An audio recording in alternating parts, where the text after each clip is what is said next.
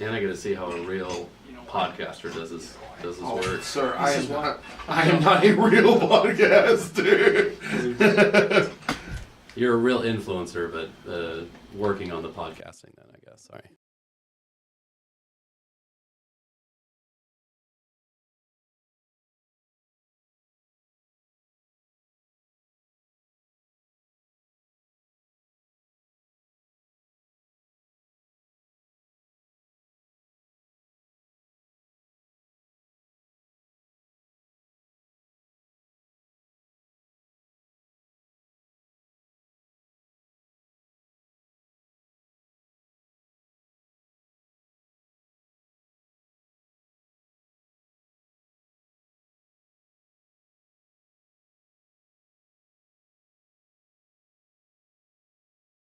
You want me to hit live on this? Oh, yeah. Did you know if you don't pay your HOA, they can actually foreclose on your home? I'm here with Shane Cox. Welcome back to Won't You Be My Neighbor? Shane, good to have you in the building. Thanks for having me, Brandon. Excited to be here. Give people a little bit of the background on how you got started, how long you've been a lawyer, and what you've mainly focused on. Sure. So I graduated law school 2015, which is now 9 years ago. And my very first 4 years of practicing law were all in HOA law and all dealing with HOA foreclosures specifically.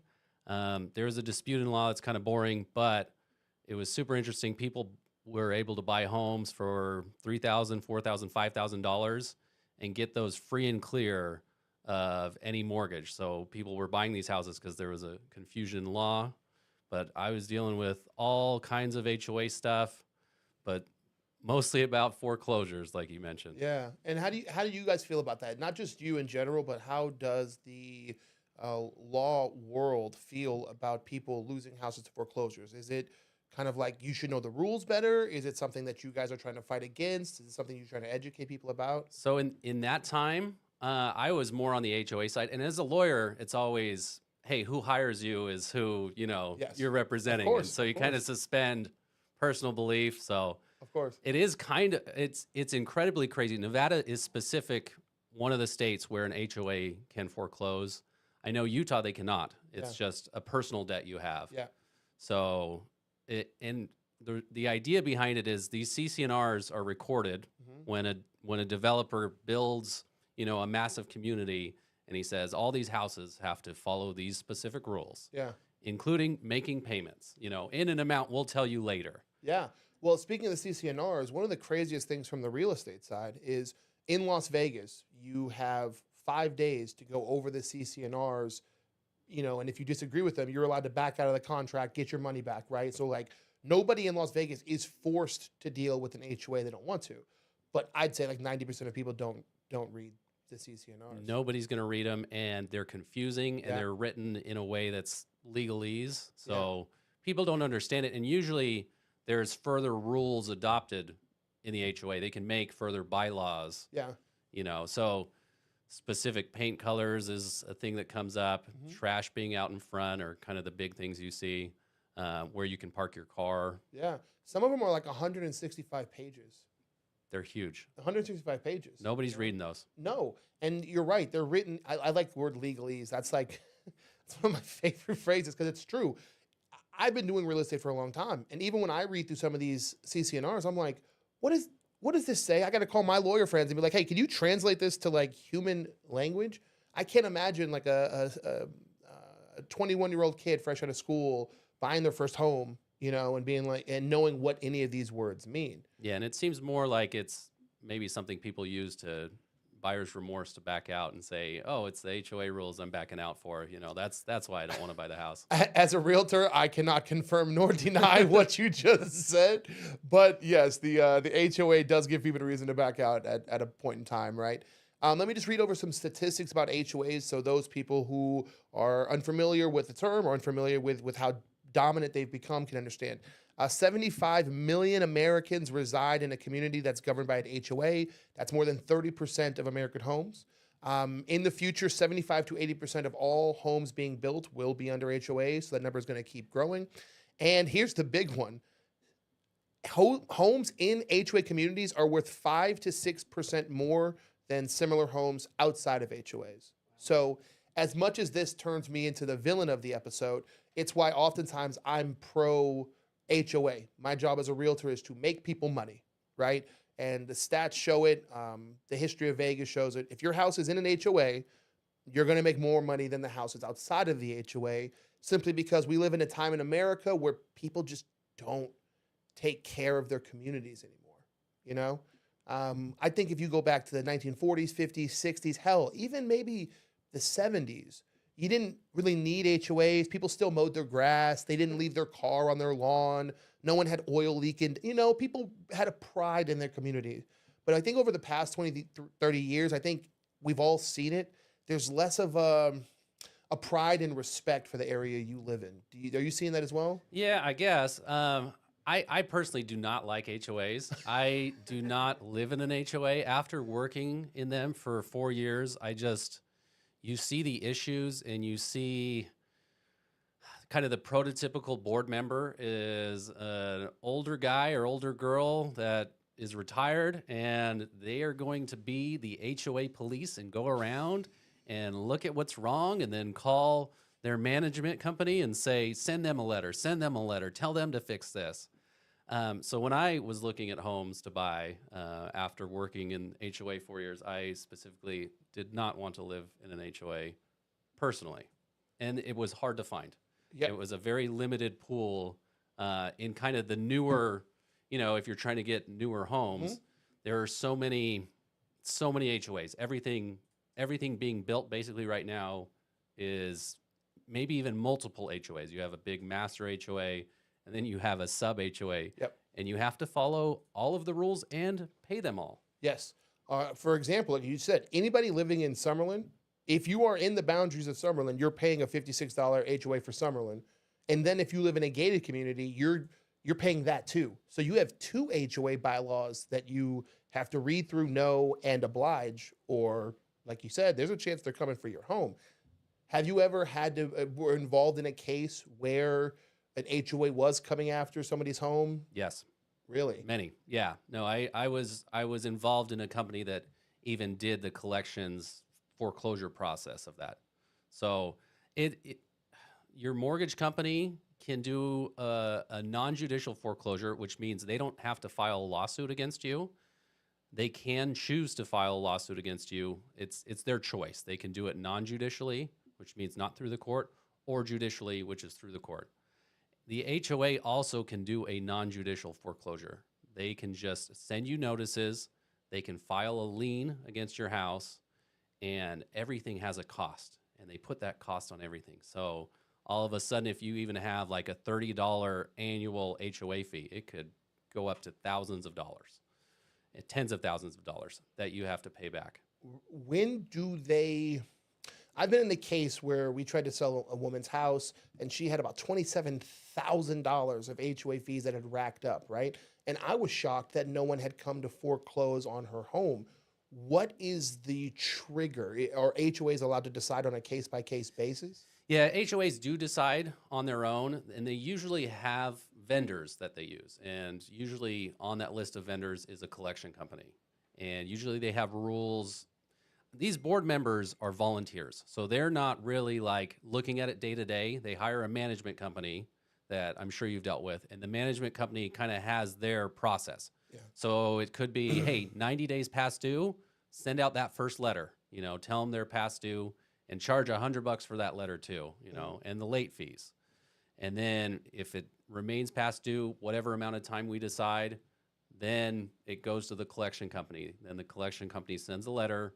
And if nothing happens, then they'll file a lien. And then the next step is a notice of default and election to sell. And they have to send that to your mortgage company. And then sometimes the mortgage company will pay it off and just add that on the back end of your Sure, because the mortgage company would rather not have the house. They just rather not have the house foreclosed on. They don't want it to go through foreclosure because they could lose out money on that. So. Yeah, it's one of that's funny enough. That's one of the big reasons I tell people to buy homes is now the mortgage company is they're kind of in the game with you, right? Yes. If that house tanks, their investment in you is going to tank with it, right? They want to make sure you're on time with your HOA. You know, they'll pay Yeah. the taxes for you because we're worried tax man's going to come take your house. Yeah. And we're going to make sure you have insurance if anything happens to your house. I know you can't say any names, right, because your profession, but did you ever work with an HOA that you felt was kind of like targeting foreclosures, was almost, hope is the wrong word, but was kind of like, oh, you know, I can't wait to foreclose on this one. Your question just is insane. I don't know if you've heard, you know, in the early 2010s, there's been a lot of issues with HOAs over the years here. Yeah. And there were some attorneys who were kind of involved with HOAs and kind of pushing them to certain vendors, so they got kickbacks. Oh, yeah. And so there's a famous attorney, Nancy Kwan, who ended up being investigated federally and ended up killing herself. So what I see more is because the HOA board members they're just focused on, you know, how things look in their community, making sure it looks nice. Yeah. They kind of give power to these community management companies, and the collection companies sometimes have influence because they want to run their machine and make money. So sometimes it's just the board who are more lax or like don't really know what's going on. And some of them are, foreclosed. This house is crappy. Like, you know, it looks horrible. The weeds aren't kept up. So yes, let's foreclose and get somebody new in there. But I can't tell you that I've had a specific one that, you know, really wanted to push for specific foreclosure on like everyone. Yeah. But yeah, in the time I'm talking about, this is 2011 to 2014, where there were empty homes, bank foreclosures left and right, people who weren't paying anything sitting in homes. So tons of HOA foreclosures were happening then. Banks were kind of sitting back because they wanted, you know, things to kind of go up and see if they could make money before they foreclose. So the HOAs would come in. We're not getting paid by anybody, so they'd go in and foreclose and try and just get their money back. Get money back. Speaking of money, 57% of people say that they don't like HOAs, and the fees are the number one by a wide margin. Why? Being someone who's actually seen behind the scenes, do you feel like the fees being charged are in line with what they're doing for the communities, or does it feel now like, and you don't live in an HOA, right? Correct. Do you feel like the money, like, okay, so if you have a gate on your property, they automatically charge you $70? Gates are killers on HOA fees, automatically $70 at least. Yeah. And then For gate maintenance. for yes, so and this goes back to there's a relationship between community management companies and some of their vendors. And these vendors, they wine and dine these community management companies to try and, you know, have a good relationship there. You know, they'll bring them food, they'll bring them stuff, you know, just to have that relationship. Oh, like a little lobbyist going on. Yeah. Okay. So, you know, when the HOA board is voting and the community manager who they like say, I really like this company here. They're a good company, they're solid. So some of those prices are a little high for, you know, for what they're doing. Yeah. All HOAs are nonprofit organizations, and they have to send out their budgets to the homeowners. So the homeowners see what they're paying, but sometimes the costs for things are Little. pretty pricey. I've always wondered that. I've lived in an HOA community before, and we had a gate. Gate never broke. And I'm in real estate, so I know now the cost of fixing a gate. And they're charging $70 in my community, which had 150 For people. every homeowner. To every homeowner. So you're paying $70 for 150 people for a gate that to fix might cost maybe $2,500, $3,000, right? Which if you have a good local product.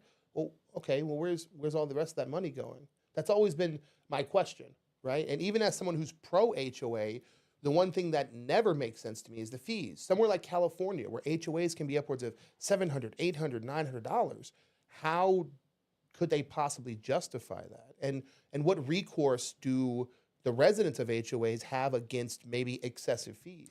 They can get on the board. I always tell people, get on your board. If you have issues with your HOA, run for your board and try and get in there and make a difference, because you can look at these contracts and say, all right, let's get a different bid. Like, let's rethink what we're doing.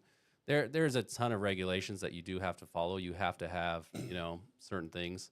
But there are so many things nowadays in HOAs that the builders are putting in there that just cost money. Private roads are more common now in HOAs than ever before. So then the HOA has to maintain those roads, resurface those roads, and that's going to be another cost, that you're going to have. I hadn't heard that. That's interesting. So private roads inside of, let's say, a gated community? Inside of any HOA, it doesn't even have to be gated. They could be private. So if you see a brown road sign instead of a green one, the brown ones are private. And so there's certain restrictions on road size, how wide they have to be, Yeah.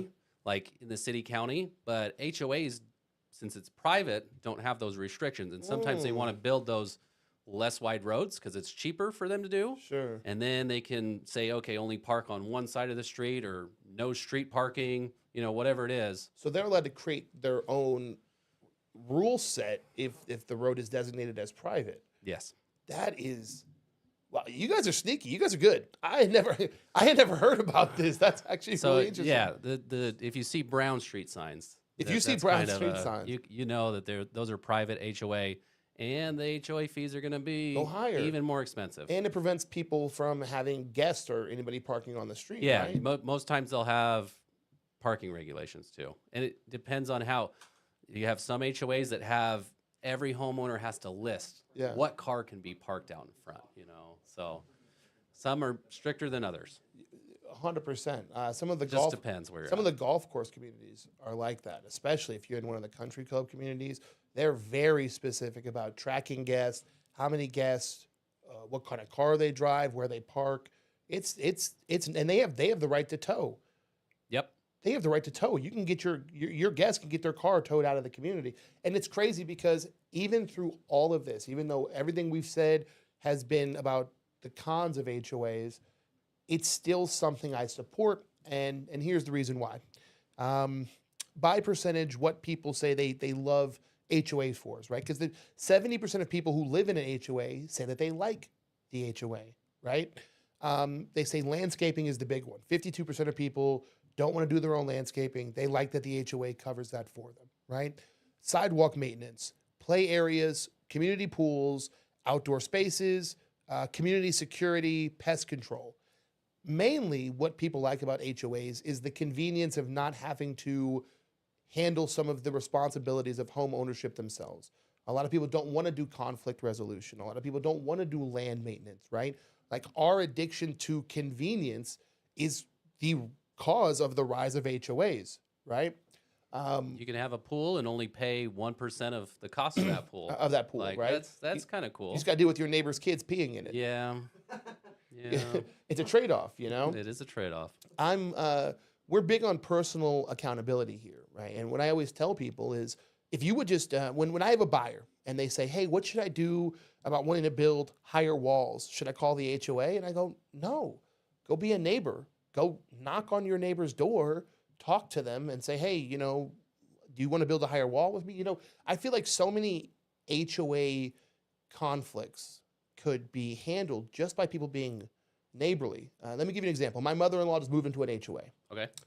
She has a car that she parks, an old classic car she parks in front of her house because she likes the car. She doesn't drive it. She just likes the car. She wants to have it around.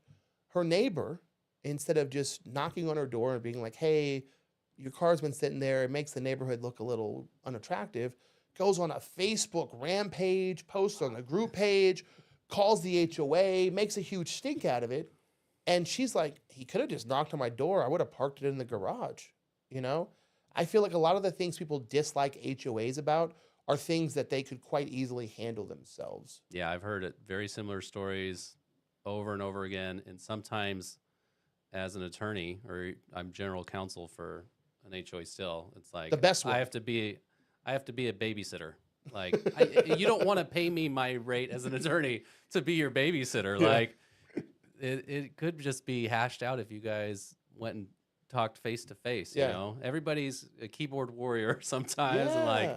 oh, I'm so mad. I'm gonna post on the Facebook group about these kids or whatever. But hey, we're all kids once, you Yeah, know. 100%. We like to play. Is that okay? You know? 100%.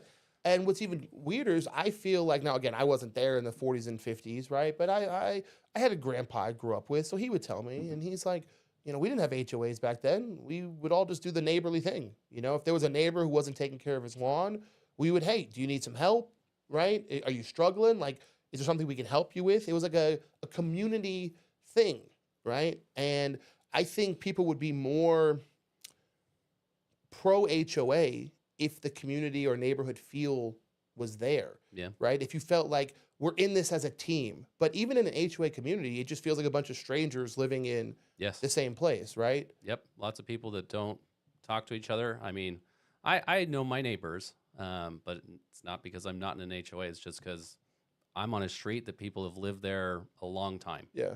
And I've talked to I know everyone on my street. We have like 14 houses on my street, and I know every single one. I've seen them for years. But it's just shows the times, I think. Yeah. We're all addicted to our phones and watching TV. And so having a conversation with someone just on a street corner is looked at as weird now. Yeah. It's not a normal thing anymore. It's weird how HOAs function a lot like politics do, right? We're like getting on the board, you got to like rally votes. Yep. I just moved into a new community, and the people running for HOA president are all like rallying votes, and they're whipping up votes. They're calling people, they're trying to get on the board, and then they kind of want to like hand select the other members who are in agreement with them. And it really, it's interesting, but it's like a little mini political system in your community. And it's understandable why a lot of people don't want to engage with that. But like you said earlier, it's very important that they do, right? Like it's like not getting on the HOA board is like not voting. It leaves Most people you, don't vote for their HOA boards at all. Like, no, you get it and, just ignore it. And which is nuts. Then they'll complain that they have no representation on the HOA board. when there's an issue, it's not a problem till it is. Till it is. Yeah. That people aren't as proactive as they should. They're reactive instead of proactive. You said something earlier, I wanted to follow up with it. Okay. How many HOAs have people like you on retainer? People who can actually read the legalese and dissect it and hold people accountable? About every HOA, I would say probably over 20 units, has an attorney that is their general counsel. There's one firm in town that I got a ton of buddies there. They got 10 to 20 attorneys, and all they do is general counsel for HOA work. That's all they do. And so, I mean, you have the master plan communities like Aliante, Anthem, who are huge, Yeah. and they get issues, people disputing things all the time. And so your community management company's not set up for that. They don't know, which is another person you're paying in the HOA scheme, your community management company. So they'll hand things off to the attorney and say, all right, will you respond to this for us, and we'll pay you your rate. Are you where our fees are going? Part of it. Part of it. See, if my HOA sent me a document that was like, hey man, we're paying a lawyer to keep this shit straight, I'd be like, you know what? All right, I'm more aligned with it, right? And sometimes your HOA is paying so I can babysit, and be a mediator between even boards and homeowners fighting. And That's wild. I don't, come on, guys. Like, let's try and figure it out ourselves. Right? And again, I tell people this all the time. So much of my profession would not exist if people would just communicate effectively, right?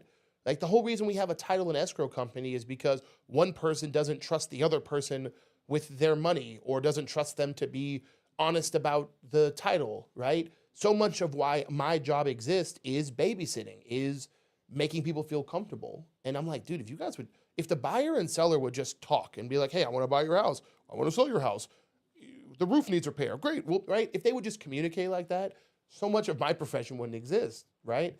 And from what you're saying, it's like you have a million things to do as a lawyer. You don't want to have to babysit, but they keep you on retainer to do exactly that. Yeah. And I don't, hey, that's their decision if they want to use their use their money to hire me to talk to them. Yeah. And I've had it happen, but okay, whatever you guys want to do. It's funny because HOA board members don't know the laws at all. Like, Really?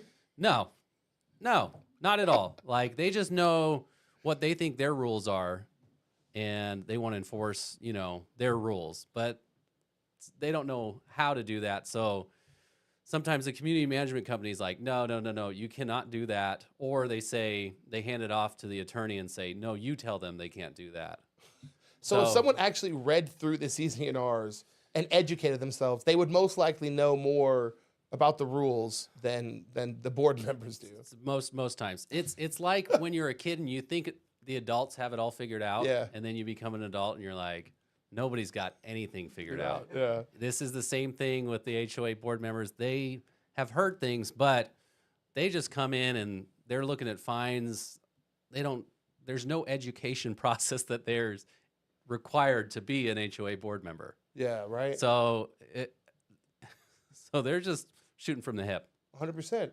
But again, it goes back to your earlier point of why people need to be proactive in their HOAs. I think every HOA can be manageable, maybe not for the whole community, but for you as nothing's good for everybody, right? There's always going to be some cantankerous person who wants to be left alone or whatever.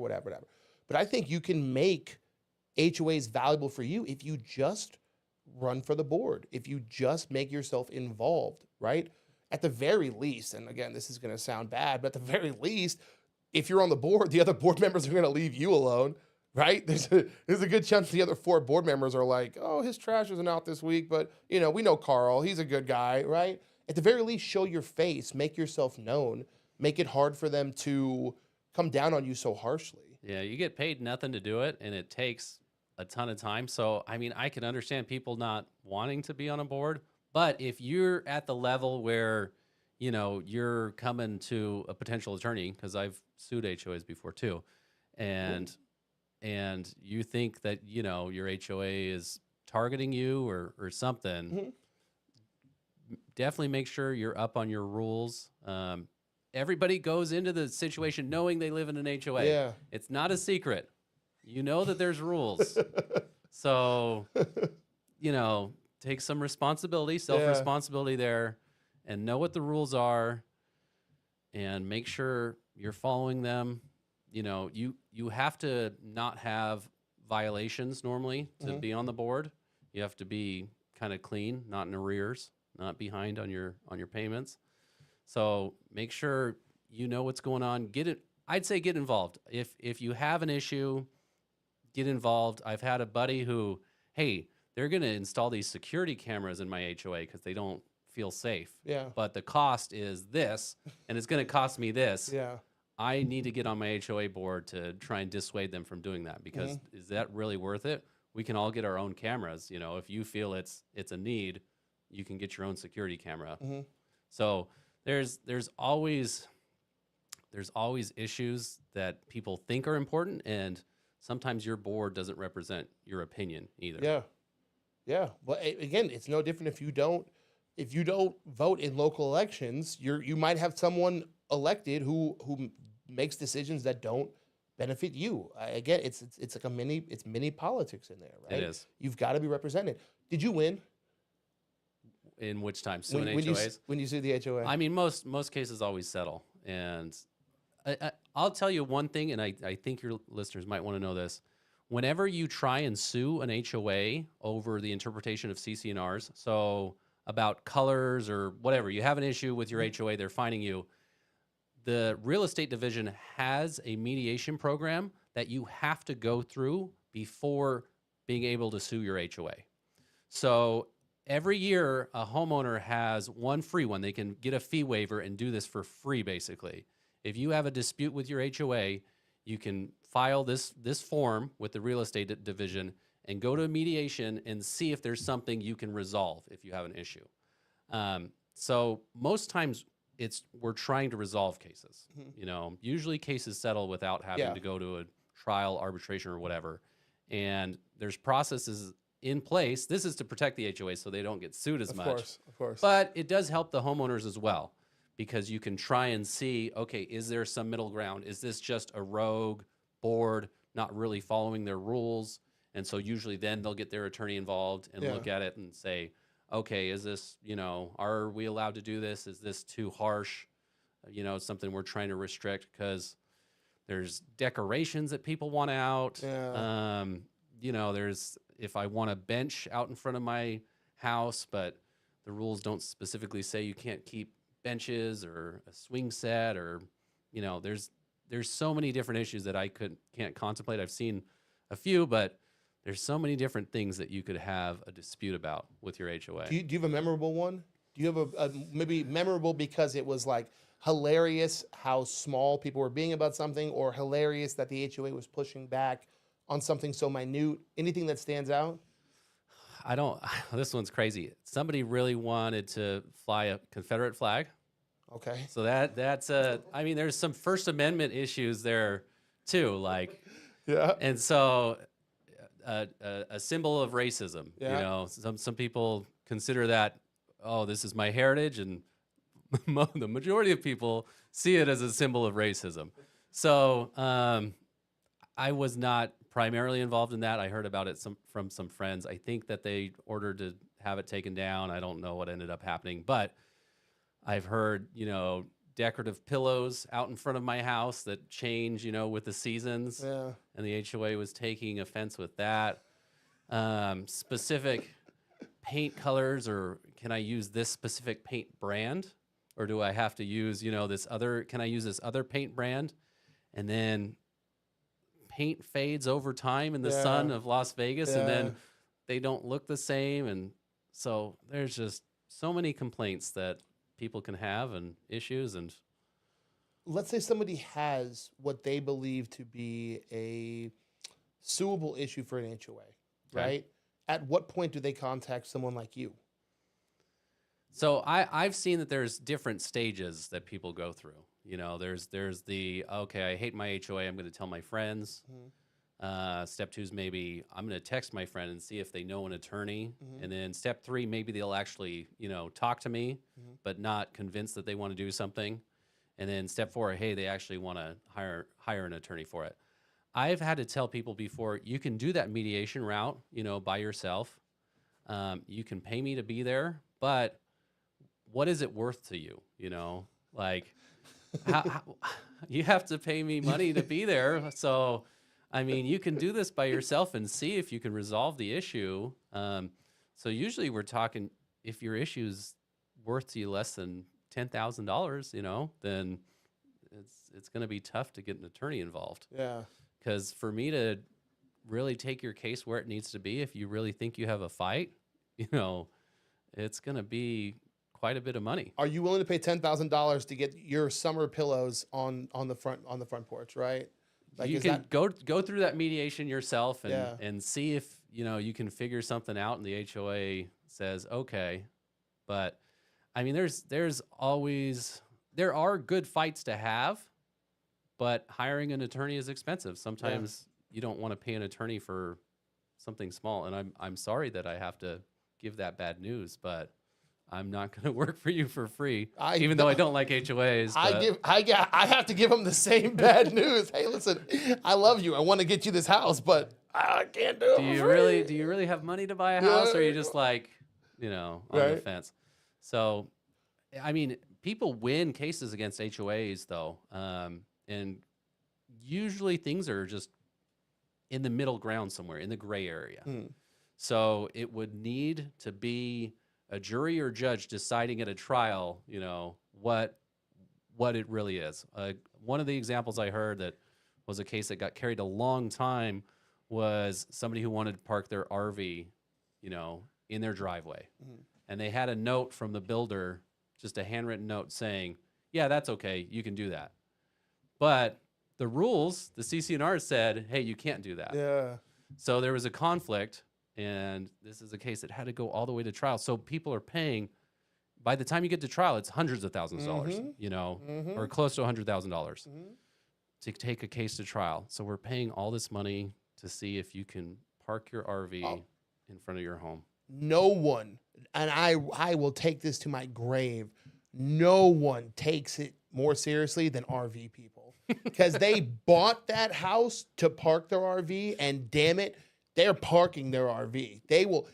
My RV people will back out of a car if they go to the CCNRs and there's any restrictions on their RV, they will cancel on the spot. Those people are dead serious. Okay, I have RV parking on the side of my house. I guess I'll crank up the price. Your house is worth more money than you know. Well, no HOA, so yeah, way cheap. Way cheap. No HOA RV. When you were searching for, and I gotta get out of here in a second, but I gotta ask you this question: when you were searching for a no HOA house, because you were just like, I'm not doing the HOA thing, right? When you were searching, how long did it take you to find a neighborhood where you felt like, even though there's no HOA, people still seem to care about the neighborhood? Was there a visual, something that made you say, oh, wow, these people here, it clearly shows that they care about the neighborhood? So I think homes are a reflection of when they're built. And so, like, if you look at old houses built in the 50s, 60s, 70s, there's big front yards sometimes too. So my home that I have was built in the 90s. So it looks like an HOA kind of track. So there's no room for somebody to be, parking their car out front. I just honestly, I kind of lucked out. Like, we put in one offer on one house and we bought the one house. Damn. And so it kind of just fit for us. It fit the bedrooms for my family and the size and everything. So we found this one house, no HOA, 3-car garage, which I really wanted, and put in an offer, went back and forth a little bit, and that was it for me. So it was for me, it was super easy. I got lucky, blessed, whatever, but it worked out great for us. I didn't have to look very long at all. But because I had been looking at homes, for a while, and I'm very aware of the real estate world as well. Especially, I was primarily working in HOAs at that time, so I was aware of how these things worked, where I was kind of looking. I knew some of the specific HOAs and where to avoid. Yeah. So I was looking at something very specific, and it just clicked. We just got super lucky on ours, but that's not the story commonly. So did you enjoy the negotiations? I've dealt with a few lawyers for real estate, and man, they love the haggle, man. They love the negotiations, even if they don't really want the washer and dryer. They're like, ask for it. I just want to negotiate. No, I didn't. It was whatever. I mean, at the time, I thought I was paying a ton of money, and then looking back now, I'm like, man, I wish I bought even more house then. But no, I wasn't too. They had no offers for months, so I knew we were going to get it. It was just a matter of what price. We'll have the finer details. Yeah, and we were going to rehab it all anyway, so we kind of gutted it. So what was inside didn't really matter to me. We took out everything. So, would you ever live in an HOA community again? Like, let's say you sell this house for whatever reason, you guys want to upsize, downsize, whatever, change parts of the city. Is there an HOA, or would you ever consider living in an HOA again? Yes, I would be okay with it. I would try to. You have a list of wants, right? I think people have a list of wants. My want would be no HOA, but it wouldn't be the deal breaker for me. There would be other things I'd put above it.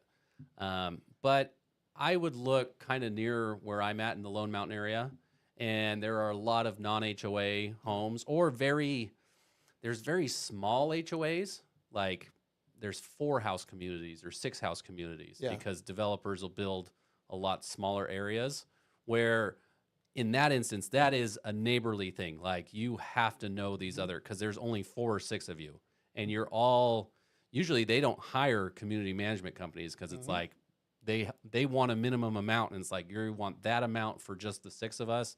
No, it's fine. One of us will figure it out. So in that instance, you'd have to know your neighbors. So I would this would be like a forever home, like, at $1 million+ is what the only thing I'd look at if I were to move, because my house is great. I love it. But if I were to move, it would be, something lasting forever. So I would look up public records. Okay, who owns these houses? You know, what do they work in? So I know who these guys are. Like, I would do the research personally. That's some good advice, you guys. These are he said they're public records. You can look I- into these things. Everybody calls me a nerd, but when I hear about, okay, this is your address, you know, I can go to the assessor's office and see, okay, who's the listed owner. If it's in an LLC, I can look up who the officers are of that, you know, LLC. I can see who owns what. And then you can go and look and see if a house is free and clear. You can go to the recorder's office, look what the recorded documents are. If there's an HOA lien, you can look up that. Like, you can look up a lot of stuff on people publicly. Yeah. And people think I'm weird, but I just like to do my research, okay? Of course, it's better to be proactive than reactive, always, 100%. And if anybody's looking for homes, similar to Shane, Lone Mountain, Tule Springs, Henderson, and what I like to call Midtown, so everything like east of UNLV, these are the big no HOA areas. Spring Valley as well. Yeah. Those are like, if you're looking for a house with no HOA, but you're looking for like quality neighborhoods, those are the 5 I would start. Henderson is really big on no HOAs, especially when you get to like older versions of Henderson, closer to Water Street, Fremont, that kind of stuff. Right. It's very small because everyone that's building is Oh, yeah. kind of going up with HOAs. Yep. Clark County is very limited in space. So if there's something that's going to get built, it's probably going to be through a developer, and they're going to establish an HOA. Immediately. If you're looking for a new build, you're going to have an HOA. I have people from California like, hey, I want a new house with no HOA. Well, then stay where you are because we don't have them here. It's just not going to happen. We have a limited space, and the city and county are going to give, the developers are incentivized to make HOAs because they can get things done faster. They don't have to wait for certain approvals. Okay, no, now I have to follow up on this. Cut out whatever earlier because I need this. Why are the builders what is the incentive for both the county and the builder? You have to get local approval for, you know, everything to get roads built. We go back to that. If you want to wait for the city county money, you have to get approval for that and go through those processes, and they're not, you know, night and day. So if you want to get everything up quicker, you just put it on the HOA, and people do like those community elements, you know, a community park. So people don't say no to HOAs. They still buy in them. So until they're incentivized not to, then the builders are going to keep setting up these HOAs, and they're going to establish them. And some developers might be even linked with an HOA community management company. And so they're going to continue to make money on that end too. So there's layers to it. This is why I like talking to lawyers, man, because you guys get to see like it. The answer is always what I call the hookup system, right? We call it lobbying now, but like it's the hookup system. There's always somebody getting paid on the back end for hooking somebody else up with a job, right? Like, oh, hey, we'll build this community and then we'll hire you guys as community managers. And it's always like a partnership deal. There's always somebody profiting off of whatever decision they're making. Yep. And the board does have the decision later to go with a different management company, and they can, but it's just sometimes easier. They don't realize, and they'll just stick with a company. Same one. And there's some connections there between developers and community management companies. I think communities don't realize how much power they actually have. I think so many people go around feeling powerless, like there's nothing they can do. And you're like, dude, go to mediation, join the board, replace your community man. There's things that you can do that most people aren't aware of. And I thank you for highlighting this. I really hope that the people who watch this take the advice, because you, as a lawyer, it's hard for you to give advice because like you said, you work for whoever's hired you. But I think you have given very good advice to people on how to research where to move, what to look for no HOAs, what to look for if you're in an HOA. There's been a lot of really great advice on this, and I hope you guys have been paying attention. I hope you rewatch this. If you guys have any comments, you're most likely going to have to direct them at Shane, but I will make sure if you guys have any comments that I will try to ask him your questions directly and get you guys answered. If you guys have any comments for me, please leave all of that below. I know HOAs are a big, scary topic, but as Shane has shown you today, it doesn't have to be scary. Just do your research, do your work. When you get your CCNRs, read them. And if you have over $10,000, give Shane a call. He'll come babysit your HOA for you. Make your HOA payment so you don't get foreclosed on. If you get a fine letter, respond to it. Show up at your meeting. If you don't show up at your meeting, they'll probably just fine you. Yeah. So if you're going into an HOA, you have to do the HOA things. 100%. Shane, thank you for your time, brother. Thank you, Brandon. This was amazing. Would we be able to have you on when I get Bill back in studio? Would we be able to have you on as a guest again? Because I have like 100 more questions to ask you. Yeah, I got my own podcast right here in this studio too. You don't say. Tangled Rights. We talk about legal stuff, a lot of criminal stuff there, which people like. People don't want to hear the HOA stories. No, they want the crazy. They want the crazy stuff. Well, my audience would love to have you. They like the HOA stuff. They're nerds around here, and I think this has been the most insightful interview we've had. You are racked with information, and I am more than appreciative, man. So thank you for coming on. Thanks, Brandon. Where can people find you? Do you have a website, Instagram, socials? Yeah, my law firm is Cox and Wilson, so you can find us at coxandwilson.com. We also have our podcast, Tangled Rights, which is on YouTube, which the great team here produces as well. And you can find us, Cox and Wilson, on TikTok, Instagram, wherever you want to watch our stuff too.